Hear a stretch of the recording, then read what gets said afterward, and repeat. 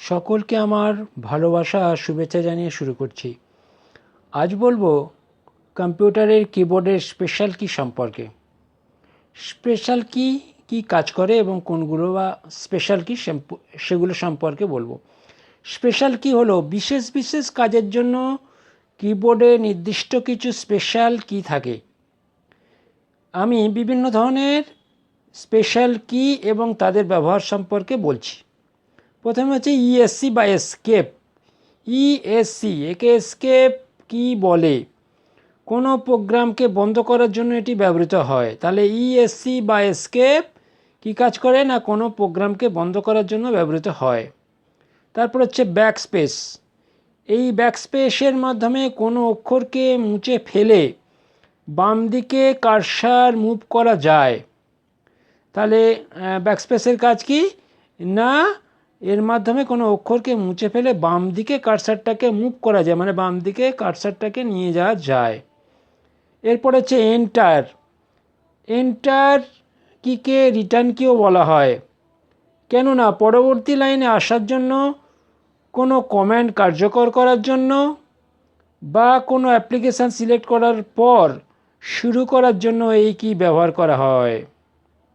এই কি মানে এন্টার বোতাম বা এন্টার কি ব্যবহার করা হয়। তাহলে এন্টার বোতামের কাজ কি না, পরবর্তী লাইনে আসার জন্য, কোনো কমান্ড কার্যকর করার জন্য বা কোনো অ্যাপ্লিকেশান সিলেক্ট করার জন্য বা কোনো অ্যাপ্লিকেশান সিলেক্ট করার পর শুরু করার জন্য এই এন্টার কি ব্যবহার করা হয়।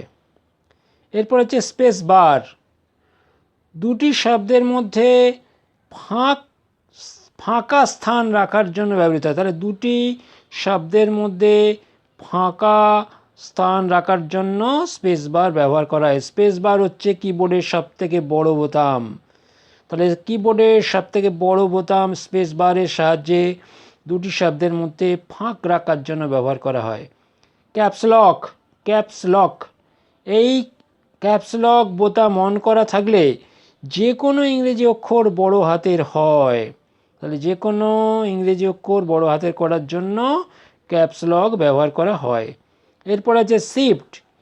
এই শিফট বোতামের মাধ্যমে কোনো অক্ষরকে বড় হাতের হরফে এবং কিবোর্ডের উপরের অক্ষরগুলি যেগুলিতে দুটি কি থাকে বা দুটি বোতাম থাকে তাকে টাইপ করা যায় এই শিফট কি এর মাধ্যমে। ডিলিট এই বোতামের মাধ্যমে অক্ষর মুছে ফেলা যায়। তাহলে ডিলিট বোতামের মাধ্যমে কি করা যায় না, অক্ষর মুছে ফেলা যায়। কন্ট্রোল বা সিটিআরএল এই কন্ট্রোল বোতামের সাহায্যে বিশেষ বিশেষ কাজ করা হয়, যেমন সিটিআরএল যুক্ত পি একসঙ্গে প্রেস করলে কোনো ডকুমেন্ট প্রিন্ট করার উইন্ডোটি আসবে। এরপর হচ্ছে প্রিন্ট স্ক্রিন।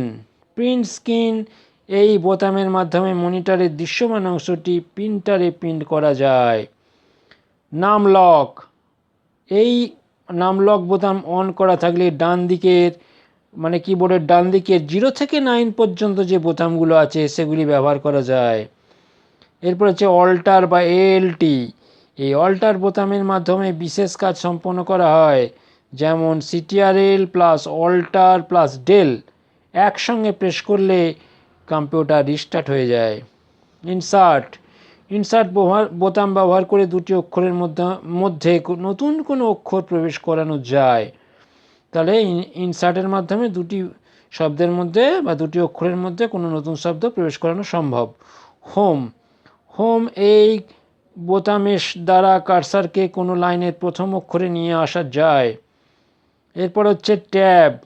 এই ট্যাব বোতামের মাধ্যমে কার্সার নির্দিষ্ট দূরত্ব পর্যন্ত সরানো যায়। কার্সারকে নির্দিষ্ট দূরত্ব পর্যন্ত সরাতে ট্যাব ব্যবহার করে। এরপর হচ্ছে এন্ড। এই বোতাম ব্যবহার করে কার্সারকে কোনো লাইনের শেষ অক্ষরে নিয়ে আসা যায়। আর শেষে হচ্ছে পজ। এই বোতামের মাধ্যমে কোনো চলন্ত কাজ হঠাৎ করে থামিয়ে দেওয়া যায়।